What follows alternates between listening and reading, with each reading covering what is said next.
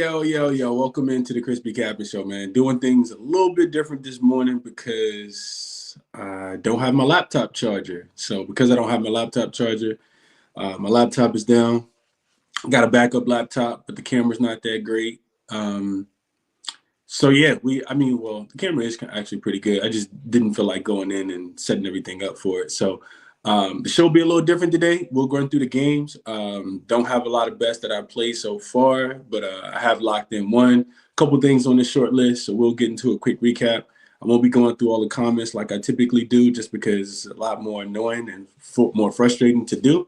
But we'll try to get into it for today, see if we can find some winning bets for today. So appreciate everybody for tapping in as always. Real quick recap. Yesterday, I was on two official plays. I talked about yesterday being on the show. Well, a lot of the things that we talked about on the short list were winners. I gave out Houston minus the 4.5, sweat free, easy cash for Houston. Took them a half to start playing basketball, but they dominated the third quarter, won that game pretty easily. And then the Brooklyn Nets and the Clippers, the Brooklyn Nets and the Warriors to go up and over. 223.5 is what we got. Another easy winner as well. Their team total we talked about on the show was another easy winner. And Boston team total over was another winner. I didn't end up playing that, but yeah, it was a winners given out yesterday. So hopefully we can. It was a nice bounce back day after going 0-4 as well. So I need to stay hot. I need to get the rest of my money back that the sports books I lent it to them. So let's jump into it for today. First up, we'll go through jaXon as we always do. So simple prompt for jaXon today. I just asked jaXon what's the best NBA bet to make today? What is the best NBA bet today? And jaXon gave out 3 player props yesterday. The player props did go 2-1 yesterday. Draymond did go up and over. Draymond went up and over his points, rebounds, and assists. Amin Thompson went up and over his rebounds at 8.5 or 7.5, whatever that number was. And then I think Dadarn shot went under his points plus assists, which was at 5.5 and had like a 97% hit rate. So that's what happened with jaXon yesterday. Profitable day for jaXon, profitable day for myself. Today, the best bet on the board, jaXon says, is Cleveland minus the 17 points. It says that they are on a 12-game winning streak, one of the most dominant teams in the league. Meanwhile, the Hornets are 14-47, 8-game losing streak, and are missing key players like Mark Williams and Brandon Miller. LaMelo's also listed as probable and has been inconsistent due to illnesses. The Cavaliers have been firing on all cylinders, with Donovan Mitchell leading the way. He's averaging 24.3 points per game and has scored 30-plus in 18 games this season. The Hornets, on the other hand, have struggled defensively and offensively, making this a lopsided matchup. While the spread is large at 17, the Cavaliers have been consistently covering big spreads during their winning streak, especially against weaker opponents like Charlotte. So jaXon likes the Cleveland Cavaliers minus the 17 as a best bet. jaXon also likes, so it says additional consideration, give y'all 2 for 1 today. jaXon also likes the Oklahoma City Thunder minus the 2 points today. It says that they're 51-11, best record in the league, playing at home while they boast a 26-4 record. The Blazers, 28-35, are struggling, especially on the road, 12-21 straight up. And OKC has been dominant all season, and their depth and consistency make them a strong pick to cover at -2. Although they are going to be down a lot of players today, so we'll talk about that in just a second. But yeah, Cleveland is and it actually gives me a confidence level. I've never seen that before, but I always talk about jaXon. There's a lot of things that you can do with jaXon. jaXon gives me a confidence level. It says confidence level high for the Cavs minus the 17, confidence level medium for the Thunder -2. So that's what jaXon likes. As always, there is a link in the description of the video. If you're interested in checking it out, definitely go ahead and do so. 50% off promo, all that good stuff is listed over there. So let's jump into it. I don't got no graphics or none of that for today, but we're going to go through the games, man. The first one we got up is that game between Cleveland and Charlotte, and I won't be here for long, but when I was handicapping the game yesterday, there wasn't anything that made me want to even look towards the Cleveland Cavaliers side, the Charlotte Hornets side. And this line did open at 15.5 is up to 17. I honestly would still bet it. That's the only way that I'm looking is towards Cleveland. When Charlotte was covering earlier this season, it's because they were playing a little bit better defense. Defensively, they've been terrible as of late. And Cleveland is the best offense in the NBA, simply put. So as long as Cleveland plays everybody, I do think that they dominate this game. I know it looks super easy to take the 17, or maybe you're thinking it's too many points. I don't think that it's enough. I think they win the game by 25, honestly, as long as everybody plays. The Charlotte Hornets will be without Mark Williams, as jaXon mentioned. Nick Smith Jr. is also listed as probable. Not Jalen Green. Josh Green is listed as probable as well. LaMelo always on the injury report, and Cleveland don't have anybody on the injury report. They just clinched the top seed, so they could potentially sit somebody late, which is why I didn't play it. But yeah, it's only a look towards Cleveland in this spot. They did win the first. They've covered 2 of the 3 matchups. They've won every game by double digits between the 3 teams. The totals are 8-2 to the over in the last 10. Cleveland team total specifically is like 125.5. I couldn't quite get there. That number is a little bit too high. But they're shooting a ton of threes on the full season and recently. And we know that the Charlotte Hornets, for whatever reason, can't guard the three-point line. Really struggling to guard the three-point line. We see Minnesota just come in there and light them up the other day. We see Golden State coming there the game before, absolutely light them up the other day as well. So it should be a spot for Cleveland to be able to score 125, 130 points, especially if Charlotte continues to play as fast as they've been playing recently. That's going to be dependent upon LaMelo. So minus the 17.5 for me or nothing. I do think that Charlotte's going to struggle to score. They are 9-1 to their team total under in the last 10 games. So a potential look towards their under 108.5, I think, is also something that I'll be looking at. As far as player props go, nothing really jumps out to me too much because of the big spread. Like, this could be a blowout. But if it's something that is going to catch my eyes, probably Darius Garland up and over his 2.5 made threes. Garland is playing against the Charlotte defense that's allowing the third most threes this season. He's attempted 7 threes against Charlotte in 2 of the 3 games. And in games where he's attempted 7 threes or more, he's up and over. Games where he's attempted 7 or more threes versus teams that are also allowing, bottom half of the league in 3-point attempts, he's hit 64%. So about 9 of his 14 games, he's gone up and over the number in 4 straight games for Darius Garland. So should be a game for all of the guards to, kind of go crazy. And I was also looking at Donovan Mitchell assist prop because he typically doesn't play, as well offensively in these games as far as scoring, but he does facilitate a lot. So I was looking towards the assist, but they moved the line from 4.5 up to 5.5, and I don't like it as much there. So I'll lean Cleveland minus the 17 in this spot, and I'll also lean Darius Garland over his 2.5 made threes. Next game we have is the couple of these I'm skipping too. The Utah Jazz and the Toronto Raptors. I'm skipping. Well, actually, I got a play in this game, but it's not on the side of the total. So Utah doing that thing where they just try their best to lose every single game. Keontae George is questionable. John Collins, Lauri Markkanen already been rolled out, so it looks like Walker Kessler might be in there. Colin Sexton is off the injury report as well. I think Jordan Clarkson is going to play today. Let me just double check the Jordan Clarkson one. But I think Jordan Clarkson is going to play. My fault. Jordan Clarkson is not going to play. And Jakob Poeltl is listed as out for this game, along with RJ Barrett, no Grady Dick, no OJ Abaji, and Chris Boucher, I think, is listed as questionable. So as much as I, think that Toronto is the play here, we just saw this Utah team tank a game in DC, but they kept it within the number and they covered. Toronto coming off a couple good wins in Orlando. I don't necessarily want to lay points with them. They haven't been great as a home favorite. It's also their first game back home after a 4-game road trip in the first leg of a back-to-back as well. Not that they're going to be looking ahead to the Wizards that come to town tomorrow, but Toronto resting their players. Like, I watched them play against Orlando in the last game, and they're just trying to develop young talent right now. Like, it's not like they're not going to go out there and play hard. I just don't think it's an automatic layup to take the Toronto Raptors against the spread here. Even though Utah has not been winning games, they're only 3-7 straight up. They are 7-3 against the spread in their last 10 games. So they've been still putting out competitive lineups and keeping games close because they've always getting so many points. So I wouldn't necessarily be laying the points with Toronto. I know it feels easy, but without Jakob Poeltl, that's a lot of rim protection that you're going to be missing. Without RJ Barrett, there's a lot of offense and defense you're going to be missing. So what I turned to was I ended up playing Isaiah Collier under his 13.5 points. We talked about this one the other day.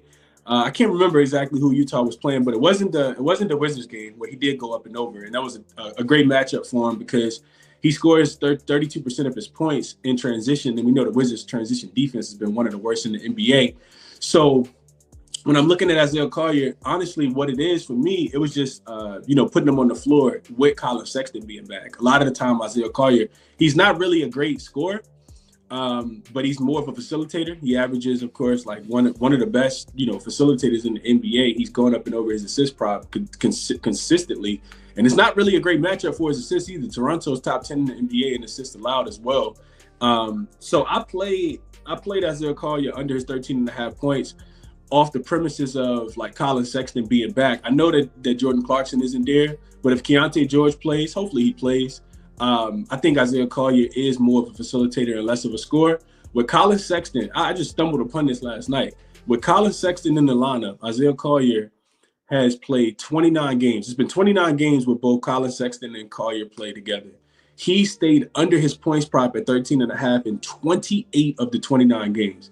You're not going to be able to find too much of a better hit rate than that. 96.4%, averaging just 6.4 points per game. So that tells me that, he probably tries to facilitate a little more and not necessarily going to be the scorer. Even with RJ out, like it's more minutes for some of the young guys who are solid defenders, in my opinion, like a Shed, like a Jacoby Walter.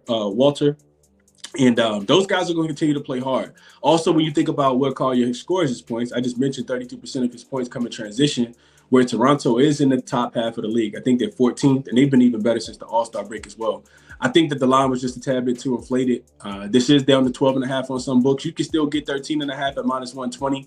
Right before the show, I checked it. That's actually the only thing that I played so far is Isaiah Collier under. And last night I saw this listed on Pinnacle at minus 141. And I grabbed a minus 115 on Bet365. I do think that is a really, really great play. I think I caught the books napping there. So did play Isaiah Collier under his 13.5 points for today. Don't really want to consider even a side or a total. All right, next game. We got Memphis and Dallas up next. All right, so Memphis and Dallas, interesting game. I couldn't really pull a trigger on anything here. The line did open, I think, at 10. It's up to 11 now. It looks like it's the consensus. And the total hasn't really moved a lot. 238 up to 239.5. Yeah, I feel kind of indifferent. If I had to bet it, though, I think I would be leaning a little bit more towards Memphis, though. So we look at the injury report first and foremost. We'll see that what I wrote in my notes is that P.J. Washington is still going to be out. So what that means is that, Dallas is not going to have any bigs. Real quick, let me pull up the injury report. So Santi Aldama, game time decision. John Conchar, game time decision. Jared Jackson Jr. listed as out. On the Dallas side, like I'm not going to go through all the injuries. We know who they got. They got Spencer Dinwiddie, Dante Exum, Klay Thompson, Najee Marshall, and Dwight Powell. There's not a lot of rim protection. So immediately what I'm looking towards is like a Memphis team total up and over. They have split between Dallas in the first two games. They came in and lost the first one by 5 points, even after they had a double-digit lead. I vividly remember that game. Of course, that game had Luka in it. I think Luka played, Kyrie played as well. And then Memphis got their revenge. They actually beat the Dallas Mavericks pretty handily. I think they beat them by double digits when they were home favorites in the next game. So you got a Dallas team that's really struggling right now. 1-5 straight up, 1-5 against the spread in their last 6, coming off a 30-point loss to the Bucks in Milwaukee. Before that, they got smoked as well. I'm not sure like what Dallas is going to do. Now, will they come in and play with some pride? Absolutely. I think that they will. Is Memphis also playing really bad basketball? Absolutely. 3-7 straight up, 1-8-1 against the spread in their last 10. They've lost 4 straight. But when I was looking at the matchup, man, this is a perfect get right spot for Memphis. I don't like it as much without Jared Jackson Jr. being down there, but I think if everybody plays for Memphis, they are probably the right side, even laying 11 points on the road. A couple things I looked at that kind of persuaded me that way. Memphis, they're still a top 10 offense last 5 games, actually number 9 at 119.5, even though they've had some problems protecting the basketball. They're bottom 10 in turnover rate, but Dallas also bottom 10 in forcing turnovers. Dallas defense has not been great recently. Memphis is the 4th best offensive rebounding team. That probably takes a little bit of a hit with Jared Jackson Jr. not playing. But when you start matching the teams up on the floor, Memphis is living in the paint recently, 2nd in frequency, last 5 games, 4th in efficiency. So they've been scoring in the paint, 6th in mid-range frequency, and 3rd in mid-range accuracy. Dallas is actually bottom 10 in both of those categories defensively. They're also not stopping teams from scoring in the paint. You got a Dallas team that's 24th in opponent paint frequency, 15th in opponent point and opponent paint accuracy. So they're not keeping teams out of the paint or defending the paint well at all. So Memphis should be able to score. I do think they should be able to get downhill, score at will. Maybe not in transition as much. Memphis likes to run. Of course, they're first in transition efficiency on the full season, 5th in the last 5 games as far as pace goes. Dallas is actually number 1 in opponent transition opportunities on the full season. So they do get back and kind of get their defense set. They're still a top 10 team in that department over the last 5 games as well. So that all of that kind of like the Memphis offensively side, I still think that they should be able to score, even though Dallas is, playing some pretty good transition defense. On the opposite side of the ball, though, we start looking at Dallas offensively. It's not really good right now, man. They run the second most ISO on the full season. They're 7th in efficiency. Memphis has actually been the best ISO defense in the league, which is problematic for Dallas being able to score the basketball here. Dallas should struggle to score with limited playmakers on the offense, without Kyrie, of course. Offensively, they're the second worst rated offensive team over the last 5 games. It feels like a perfect spot to get right with Memphis, especially after 4 straight losses. You're catching a really bad offense and a bad defense. Memphis is still 9-5 against the spread on the road as a favorite, even though they didn't cover the last 2 versus Orlando and Indiana. It feels like they're much better than this Dallas team. And then another couple things I was looking at is Memphis has actually held 4 of their last 5 opponents under their team total when they've been playing on the road. So as bad as they've been defensively recently, when they've been a road favorite, their defense has come to play a little bit. And then the last thing I looked at was just Memphis laying this big of a number. Laying 10 points or more, double-digit road favors. There's only something that's happened twice so far this season. And they have won and covered both games. They beat Washington by 28. They were laying 10 in DC. And then they beat Toronto. We were on them in that spot. They beat Toronto by 31, and they were laying 10.5 in that spot. So it's Memphis for me in this spot. A Memphis team total up and over. Those would be the ways that I would be playing this one. I would be looking towards Memphis, not catching the falling knife with the Dallas Mavericks right now. All right, next one up, we got Miami and Minnesota. Not a game that I think that I'm going to bet. I think the injury report is paramount here, and there's a lot of question marks, right? Tyler Hero screwed me the other day because I took the over in that game against Cleveland. He had an illness, didn't end up playing after missing shoot around. Wiggins is also on the injury report listed as questionable. No Kalon Ware. Jared Jackson Jr. also upgraded to questionable. Alec Burke is questionable. And then on the Minnesota side of things, I do think it's like paramount that they potentially, the injury status of Rudy Gobert. Rudy Gobert has actually been upgraded to questionable. He has not played in the last handful of games. I don't think he's played since the All-Star break. So we know that if he comes back, Minnesota's defense gets a little bit better, but the offense is actually kind of falls off a little bit. I'm not gonna lie to you. When I was looking into the game, and this is a revenge spot for Minnesota, they did lose earlier this season. They were 7.5-point home favorites, and Miami came in there and won their game outright, and it stayed under the total of 219. This total actually opened 215.5, and it's actually moving 214. It's up to 216. I do kind of agree with the over, especially if Rudy Gobert doesn't play. I think that's would be the thing that I would play rather than trying to pick a side or a total. Minnesota plays a lot faster without Rudy Gobert. Their offense is more efficient without Gobert. And when you look at both of these teams offensively over the last few games, they both are playing really well. And they're both shooting a three-point shot really well also. Both of these teams shooting a three-point shot really well. We just saw Miami, shorthanded Miami team, go into Cleveland and put up a ton of points against Cleveland. Cleveland didn't score, but we saw Miami do their thing and potentially getting Tyler Hero back. I know that they get a lot of their points from three, and Minnesota's three-point defense has been a little bit better recently, but I also think Minnesota's been playing against a little bit easier of a schedule recently. They just beat the Charlotte Hornets. You don't get a lot of kudos for that. Before that, they took care of a Philly team without Maxey on the second leg of a back-to-back. I can't give you that many kudos for that. So I'm looking at Miami. They do play at a pretty slow pace. Last 5 games, slowest pace. Minnesota, 19th in pace. 215.5 just feels really, really low, though, especially if Gobert is ruled out, potentially get Tyler Hero ruled in. I will probably be looking towards the over if I'm betting this game, even with the slow pace. I think this one can go up and over the total.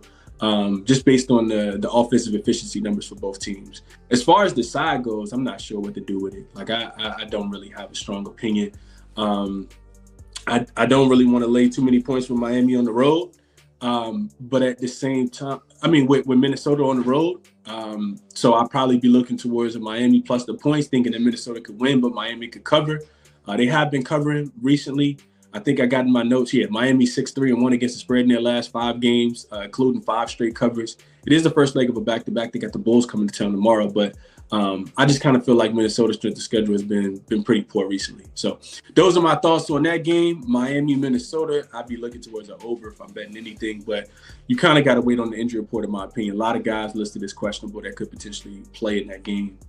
The Portland and OKC game, I'm not gonna lie to y'all, I feel kind of indifferent about that game. I'm not sure what to do with it.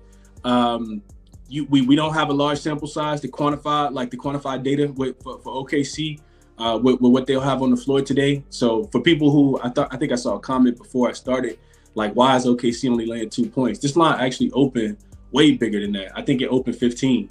And then you see the injury stuff start to come out, and the line is starting to get pushed back towards OKC now. This got all the way down to 1.5 this morning. And now it's back up to 3, it looks like. Some 2.5s out there as well. And the total is actually on the move as well. It opened 220. It got up down to open 236.5. Got bet all the way down to 226.5. So 10 points undervalue came in, and now it's back up to 229. It looks like 229.5. It looks like it's a consensus. And what I'll say about, so the injury report is paramount, right? You got no Isaiah Hartenstein, no Lou Dort, no Jalen Williams, no SGA. So that's 4 of the 5 starters that's going to be out for this game. Chet Holmgren listed as questionable. Kind of makes the game unplayable. Jeremy Grant on the injury report, as he has been, I feel like, for the last 3 weeks for the Portland Trail Blazers. And Denny Avdia, which I feel like is paramount in this game as well. I know he's been playing through the injuries, but Denny Avdia potentially not being there is big. It's still going to be no Aiden. So, yeah, I'll easily skip this game. I have no idea, like, what to do with it. You do get Caruso back, Isaiah Joe, Aaron Wiggins, potentially Chet Holmgren, and then J-Dub, big Jalen Williams as well. But yeah, I, as much as I want to say that OKC is going to like throw the game, I kind of feel like those role players will come in and still play hard. I know Portland has been really good. Jackson likes Portland. Jackson actually likes OKC. But Portland has been playing really good basketball as of late. They are 7-3 to the over in their last 10 games. They did absolutely run into a buzz, absolute buzzsaw that was the Boston Celtics the other night and got absolutely smoked in that game. OKC want to do the same thing Boston did, which is shoot a bunch of threes, especially with Isaiah Joe being there, Caruso, Wiggins. Those are 3-point shooters. Chet Holmgren is a good 3-point shooter. So I guess I say all that to say that I would lean OKC, but I know it's not a game that I'm going to bet. So that's my thought process on that game. Let's see, which other ones did I want to go through? Sacramento and San Antonio. You got Malik Monk, of course, coming back to, not Malik Monk, De'Aaron Fox coming back to his old stomping grounds. Sacramento is going to be shorthanded, of course. No Malik Monk, no Sabonis. Both of those guys will still be out. We saw Sacramento go into Denver and play really, really tough. They covered the first quarter, covered the first half, covered the full game as well. And even though they ended up losing, getting outscored, I think it was by about 16 points in the fourth quarter. Is it a team that I want to lay a lot of points with? Absolutely not. I don't even think about Sacramento as a team that I ever want to lay points with. Should they be the favorite in this game? Absolutely. San Antonio is still, in my opinion, a team that I'm not really fond of betting. They can struggle to, score the basketball consistently. They can struggle to get stops as well. We did just see Brooklyn, go into San Antonio, score a ton of points against their defense. For everything that I think about when I think about Sacramento and them, being a team that I don't want to lay too many points with, they are covering 6-3-1 against the spread in their last 10 games. They've covered 5 straight games. They played 5 straight unders, and actually the number one defensive rated team over the last 5 games. Number 2 in opponent effective field goal percentage. So Sacramento's defense has really showed up in a big way. They have been dogs in most of those games. You got to remember that. And I don't know, man. I just kind of feel like maybe I want to take the points with San Antonio. And it's not even necessarily that I just feel like I want to take points in this spot no matter whoever's laying points. I want the points with those teams. Like I don't want to lay points with Sacramento, even though their defense has been good. I do think they're missing Monk and Sabonis is eventually going to catch up with them. And I kind of feel like San Antonio can keep this game within the number. Like getting 6 points on the road, even though they've been pretty poor defensively, that's the way that I would kind of look in this game. I would probably be taking the points with San Antonio in this spot, especially with De'Aaron Fox coming back to his old stomping grounds. Even though, like I said, San Antonio has not been as good as Sacramento recently. So those some quick thoughts on that game. When I was matching these two teams up, you got a San Antonio team that's playing super fast. They're 6th in pace over the last 5 games. Sacramento actually playing super slow, 5th slowest pace. And I think we probably continue to see them play a little bit slower without Sabonis and without Malik Monk. Maybe a look towards DeRozan to go up and over his assists. He should get a lot of the ball handling duties, him and Zach LaVine. But yeah, I don't know, man. I just don't see Sacramento as a team that's out here with the best defensive rating of 105.6. It's just not the way I see Sacramento. That is what the numbers say, though. And you look at strength of schedule, San Antonio has played a much more difficult strength of schedule as of late. They're 4th in strength of schedule. Sacramento is actually bottom 10 in strength of schedule. So yeah, I think I'll probably be taking the points before I'm laying the points, and it'd be San Antonio plus the points in this spot. Sacramento, even though they've been covering as of late, I think they still are one of the worst home teams as far as home ATS wise. They are 9-17 against the spread, covering just 34.6% of their games. And then as a home favorite, 9-13 against the spread, covering about 40.9% of their games as well. So probably be a look towards San Antonio. That's probably the way that I would play it, but I didn't bet the game. A couple more to get through. We got the Phoenix Suns and the Denver Nuggets. So I can't bet the game because I need to know if Jokic is going to play or not. But I can give you my notes on it. So Jokic is listed as questionable, of course. You also got Aaron Gordon listed as questionable. For the Phoenix Suns side of things, Bradley Beal did go through practice yesterday. He's listed as questionable. So fourth game. Fourth game. This is the last game of the season between these two teams. Dallas won the first one, covered. Denver got their quick revenge. I think that game was on Christmas, covered. And then Denver beat them again after that. So this is the last matchup, like I said. Interestingly enough, between these two teams, especially with Denver playing so fast and Phoenix not playing a lot of defense, you would think that the totals have actually gone up and over. They've actually played 5 straight unders. 7 of the last 10 have actually stayed under the total between these two teams. So not a lot of overs as much as you would think. This total is a little high too. 237.5 is a lot of points. You're looking at a Phoenix team that I know that they got a big comeback win the other day against the Clippers, but I'm not sure what to do with the Clippers right now. It's actually one of the reasons why I wouldn't be laying that many points with them, even though the Knicks are on the second leg of a back-to-back tonight. That number opened at 3.5. It's up to like 8. We'll talk about that game in a second. But I don't know, man. I was indifferent about the Clippers game against the Suns. I didn't know what to do with that game. Glad I stayed off because I probably would have faded the Suns. But if Jokic plays, I kind of feel like Denver, I know that they're not the greatest road favorite. I'll probably be looking towards a team total up and over. I do feel like they'll be able to score the basketball. Phoenix is not a team, in my opinion, that's capable of getting good, consistent stops, and I do trust Denver's offense. So when I look at the difficult thing and the reason why I didn't play anything in this game is because both of these teams have been trending towards the under as of late, though. When I put it in my notes that the Suns are only 12-19 against the spread on the road, and they're also just 3-7 straight up in their last 10, 4-6 against the number in their last 10. 5 of their last 6 have actually gone up and over the total. So you got one-day rest advantage here because Denver did play Sacramento a day after Phoenix played the Clippers. But then on the Denver side of things, 16-13-1 against the spread at home. They are 7-3 straight up, but only 5-5 against the number.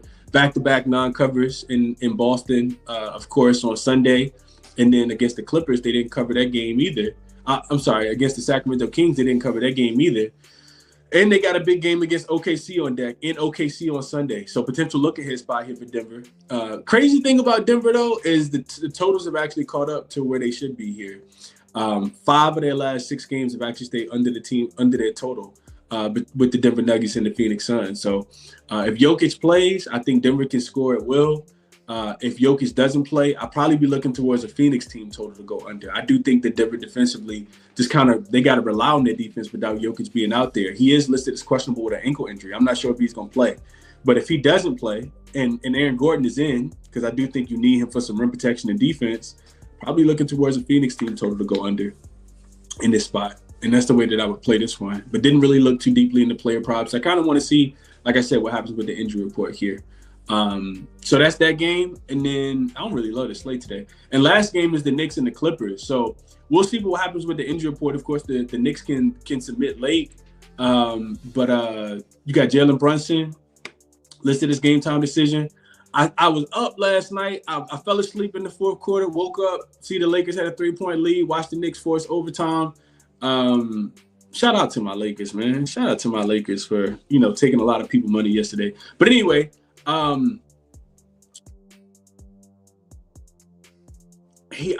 know Jalen Brunson, had the ankle injury and potentially may not play in this game. To me, you still just kind of got to wait on the injury report. I know it looks super easy to take the Clippers. They, look so good. James Harden had 50 points in that last game, but I don't know if I'm really ready to lay a bunch of points with them. I know that the Knicks haven't been covering, only 2-8 against the spread in their last 10 before last night. And the late line, they didn't cover either. And on the opposite side for the Clippers, they're just 2-8 against the spread in their last 10 games as well, though. I know Derrick Jones Jr. is off the injury report, but Norman Powell is still out. Ben Simmons don't play basketball ever. So I just kind of want to wait and see what happens with the injury report. I think it could be some sharp money that comes back in on the Clippers here, on the Knicks in this spot, depending on what the injury report looks like. But I didn't want to rush to the window and take the Clippers last night, especially with the Knicks losing that game. Typically, you want to fade the teams off an overtime game, especially if they have, to play in the second leg of a back-to-back. So with this number moving from 3.5 up to 10, I think it's up to 8 now. Coming back down actually to 7.5. I don't know. I just kind of don't want to be on the Clippers minus the 7.5. That's how I kind of feel about the game. So, real quick, I did want to check I haven't looked into this yet, but I do want to check the status of, I just want to see, I didn't look into yesterday to the Knicks with no rest. Oof, boy, Knicks are terrible with no rest. 5-4 straight up. Only 1-7-1 against the spread, though. 1-7-1 on the Knicks on the second leg of a back-to-back. 8-1 to the over. I'm looking at their team totals. They've actually gone up and over in 7 out of 9 games. They've allowed their opponents to go up and over in 7 out of 9 games as well. So the Knicks defense on the second leg of a back-to-back allowed 125 points per game. That could be the spot. They played the Cavs on the second leg of a back most recently, gave up 142. They played the Hawks on the second leg of a back-to-back, gave up 148. The Raptors on the second leg of a back-to-back, they gave up 115. The Nets don't really count because they're not a real basketball team. The Pistons scored 124. The Bulls scored 139. The Wizards scored 132. The Bulls scored 124. So maybe that's the play. Maybe just a look towards the Clippers team total to go up and over. They should be able to, get out, run, take advantage of this Knicks defense. So maybe that's the way that I would look, is a Knicks team total, a Clippers team total to go up and over. The Knicks have only been dogs on the second leg of a back-to-back one time. That came against the Cavs. They scored 105, lost 105 to 142. So the Clippers might be the spot here. Clippers team total, what is that number? For the Clippers team total. Maybe that's the play here. It should be a pretty low number. Let's see. And we'll see what happens with the injury report, like I said. But they should be, I see 113.5. I feel like they should be able to get to 114 against a Knicks team that, is going to play super.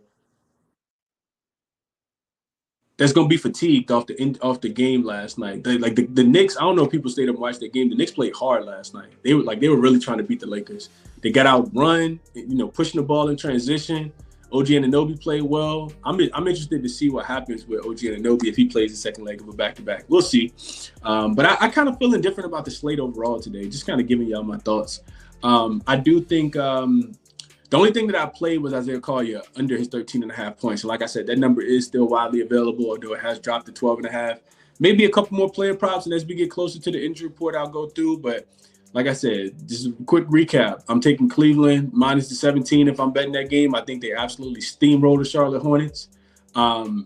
Sneaky play on Utah, probably plus the 6, but I don't think that they're a real basketball team either, so I'm not putting my money on them. I do think Memphis is the right side, minus the 10. Minnesota, Miami, probably a look towards grabbing some points with Miami. Their number has come down from 6 down to 5.5. I do think that Miami could be the right side there, but just going to see what happens with the injury report. Portland and OKC, I kind of feel indifferent about. Phoenix and Denver, need to see what happens with Jokic, and then maybe a look towards the Clippers team total to go up and over. Even without Norman Powell, I think they should be able to push. They probably push pace against the Knicks tonight, in my opinion, with the Knicks being on the second leg of a back-to-back. Ty Lue's a pretty good coach. I'm pretty sure he's going to tell his team that. So that's my thought process on those games. Let's see if I can go through a couple comments real quick, see what people are talking about. I don't even think I can see all of them. Swish says DeMar and Fox about to battle former teams. Probably best game on the slate for hoops though. Fox over his points, rebounds, and assists for Lower Sports. Antonio says DeRozan gonna go crazy tonight. Brian says he's going. What up, Brian? Hey, feels good to be a Laker fan, man. Feels good to be a Laker fan, Brian. Have a great day, my brother. He says he likes Denver minus 7.5. Phoenix been playing cupcakes. Gonna get mollywopped tonight. What up, Tasha? Swish says Devin Booker over 7.5 assists versus Denver. Yes, please. Okay. Give me the Clippers, back-to-back covers, Antonio says. Denver first, third quarter. What up to my guy, Justin?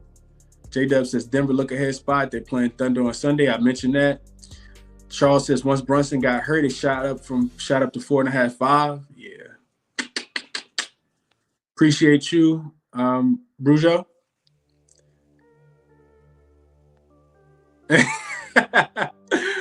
Switch that made me laugh, man. Marquise says he'll go Suns plus 7.5. See how they come out after the Clippers come back. Maybe revitalized for a play-in seed. I can't quite do it, Marquise, but I understand it. I understand. Let's see what else. What up? DC Sean says, "What up, Chris? Like Edie over his boards." I couldn't talk you off, man. Zach Edey should go crazy as long as he's gets the minutes. Especially with, him or like a player like Brandon Clark, like they had really good matchups today. Really good matchups against a Denver team, a Dallas team that doesn't have a true center. Dwight Powell's not a true center, just FYI. Adam says Clips, Denver, Memphis, and Cleveland all ATS today. Drop a dime says Knicks are already a cone on defense as a team. Clippers like the team total up and over. So we agreeing today, Drop a dimes. Yesterday, I don't know. I thought you was kind of trolling me yesterday. I like Boston team total over. You like Boston team total under. I'm like, what is this about? Drop a dime seeing some stuff. I consider Dimes to be a sharp guy. What is Dimes looking at to take the Philadelphia defense to stop Boston from scoring? And then I like Golden State team total. I vividly remember you like Golden State under. I'm like, what is Dimes on today, man? I'm missing something here. But yeah, we aligned today. Let's see. She cashed on the Lakers. Josh Hart over his points, rebounds, and assists. Swish says, Chris, you better rock that cap later. That purple and yellow looks good after that win. Got on my Lakers socks and fit it right now at work. I like it, Swish. I like it a lot. Fear Lee says, Chris up close and personal with no graphics. Like way back. If you know, you know. Yeah, Fear Lee, you've been rocking with me for a minute, man. I appreciate you. This probably won't happen too often because I'll get my charger. I'll get my charger situated. All that good stuff. Good morning, Naomi. She says she liked the Clippers, the Heat, the Sun, the Spurs, and the Nuggets all money line. Clippers taking the Heat, not even plus the points. The Spurs not even plus the points, and the Nuggets all on the money line. Okay. Dre says Fox playing his old team, definitely taking those points. He's a dog. Yeah, I think Spurs. Like I said, I just don't want to lay with the Kings, but I think I got a little bit more digging to do in that game. But potential look, I'll see where the line moves. Potential look towards the Spurs play today. Yeah, Lakers baby, Lake show. It feels so good to be a Laker fan right now, man. I got to get off here, but it feels good. Adam says I called Brooklyn yesterday. Cass been Laker fans for 2 weeks. Don't do them like that, y'all. Don't do them like that, man. All right, so quick recap. Like I said, the only thing I bet so far today, I know it's a ton of games on the board. It's not a ton of value, in my opinion. I want to try to find maybe a couple of player props, maybe a spread, one spread bet, but I don't really love the slate today. Went 2-0 yesterday, not trying to give it back today, especially after getting smoked the day before. So I'm going to just ride with my Isaiah Collier under his 13.5 points. jaXon likes the Cavs minus the 17. I do lean that way. I do think that, Memphis is going to be able to score the basketball at will today against Dallas, even without Jared Jackson Jr. being out there, especially coming off a couple losses in a row as well. So that's what I'll leave y'all with, man. I do appreciate everybody for tapping in. We'll be back to regularly scheduled programming, for tomorrow's slate. Even though tomorrow my son actually starts soccer, so I got to go a little bit earlier tomorrow. But it's a big slate tomorrow. 3, 4, 5, 6, 7, 8. 8 more games tomorrow. My Lakers will be in Boston. I already see that they're getting 6.5 points. Detroit and Golden State's going to be a really good game. I did hear Coach Steve Kerr say that they were staying in Brooklyn last night, flying back today to get ready for that matinee spot tomorrow, which is 8:40 game for them.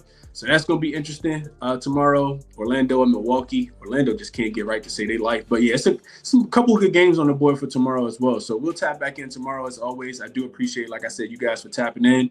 All the resources that I use to handicap the games are also in the description of the video. So be sure to check those out if you are interested.